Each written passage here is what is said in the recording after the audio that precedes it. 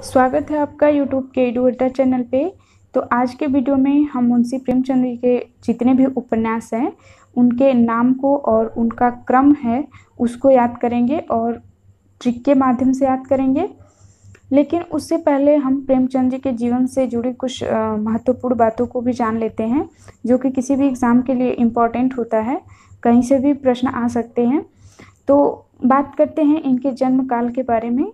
तो इनका जन्म 31 जुलाई 1880 ईस्वी को उत्तर प्रदेश के वाराणसी लमही ग्राम में हुआ था। वाराणसी में लमही ग्राम में हुआ था। वास्तविक नाम इनका धनपत राय था, मतलब इनके बचपन का नाम धनपत राय था। इन्होंने बाद में अपना नाम मुंशी प्रेमचंद्र रखा है। बचपन में ही इनकी माँ का स्वर्गवास हो गया था, जिसके कारण इनकी सौतेली माँ आई थी। सौतेली माँ का व्यवहार थोड़ा सही नहीं था, जिसके कारण इनका बचपन कष्ट में बीता था। बचपन से ही इनको कहानी सुनने का बड़ा शौक था और इसी शौक ने इन्हें महान कहानीकार और उपन्यासकार बना दिया।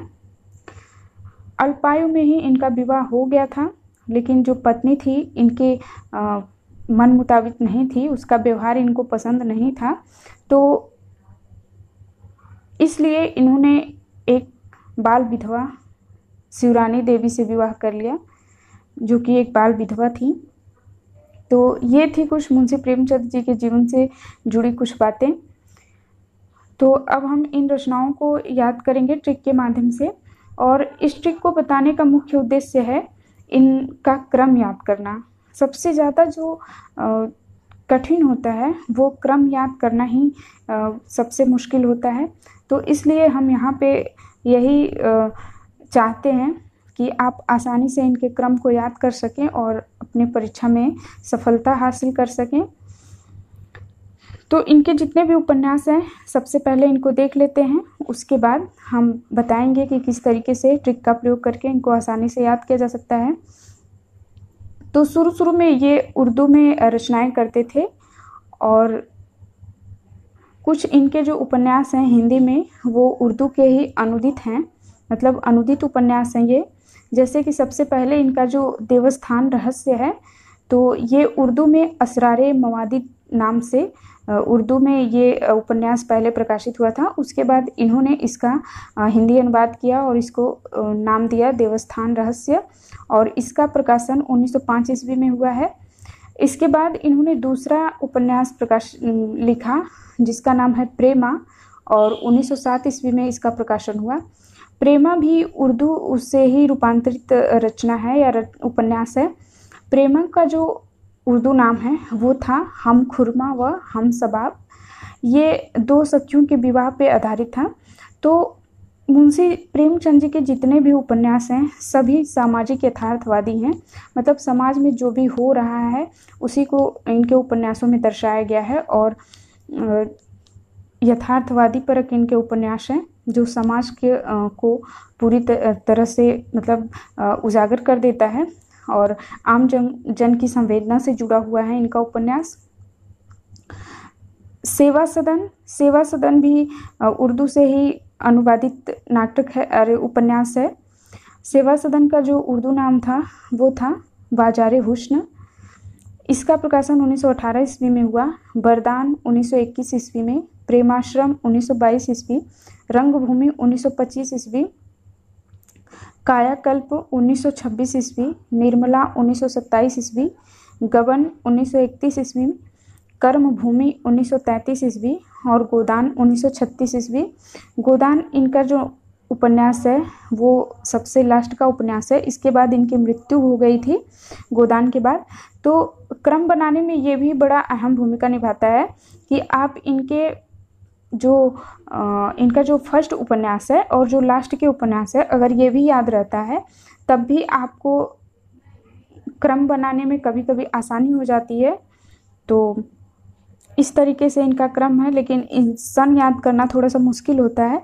जैसे यहाँ पे निर्मला है 1927 ईस्वी में, तो जो निर्मला उपन्यास है इनका वो बेमेल विवाह पे आधारित है, जिसमें कि जो निर्मला होती है उसकी एज बहुत कम होती है और उसकी शादी बड़े एज के लड़के से, अधिक एज के लड़के से हो जाती है। तो 1927 ईस्वी है, तो इसको थोड़ा सा ऐसे जोड़ लेंगे कि जैसे निर्मला है तो उसको सताया जा रहा था, तो इस तरीके से भी ये याद हो सकता है 1927। और फिर गोदान 1936 लास्ट का है। अब हम देखते हैं कि कैसे हम इसको ट्रिक के माध्यम से कैसे इसको याद करेंगे। तो ट्रिक जो है वो है, प्रेमचंद्र के देव प्रेम से सेवा का वरदान मिला, प्रेम रंग काया निर्मल गबन कर्म गोदान हुआ। ये 2 लाइनें हैं जिसमें इनके सारे उपन्यास का क्रम से हमने यहाँ पे इनको रखा है। तो इसको देख लेते हैं कैसे ये उपन्यास हैं। तो जो प्रेमचंद के, मतलब ये प्रेमचंद का उपन्यास है। देव प्रेम में 2 उपन्यास हैं, देव से देवस्थान रहस्य और प्रेम से है प्रेमा। फिर सेवा से है सेवा सदन। तो देव प्रेम,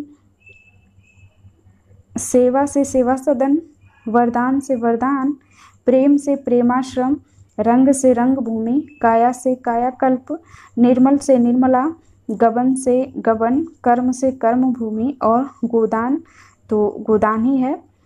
इनके 2 उपन्यास और हैं, जैसे ये है मंगलसूत्र, तो ये इनका अधूरा उपन्यास है जिसे इनके पुत्र अमृत राय ने पूरा किया था। रूठी रानी, ये भी एक इनका उपन्यास है, लेकिन ये लघु उपन्यास है।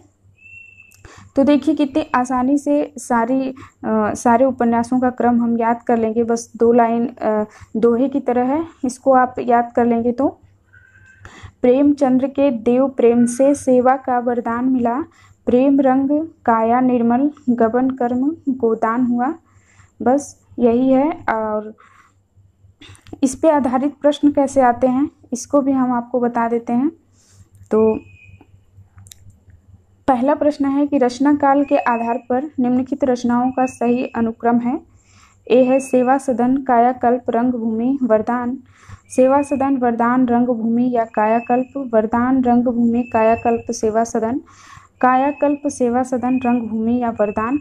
इन चारों में से आपको उस ऑप्शन को बताना है जिसमें कि रचनाएं क्रम से हैं, मतलब सबसे जो पहले प्रकाशित हुई है उसके बाद जो ऐसी इस तरीके से प्रकाशित हुई है।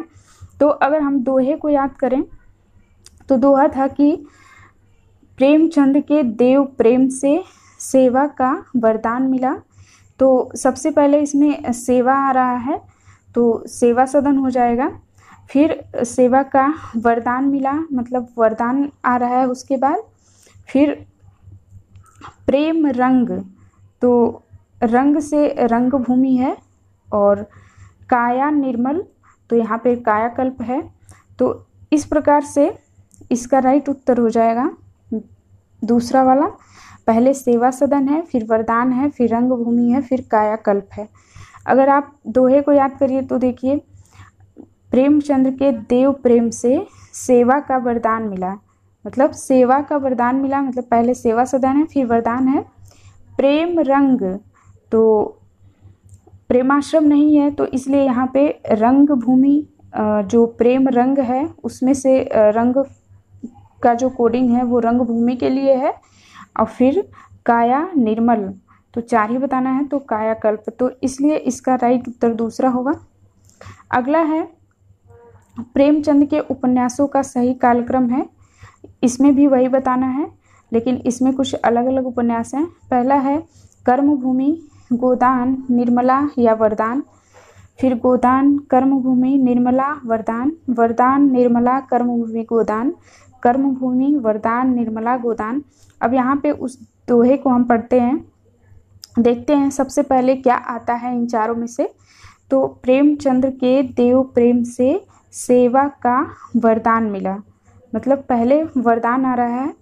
फिर प्रेम रंग काया निर्मल, तो निर्मल भी आ गया, निर्मला भी आ गया। उसके बाद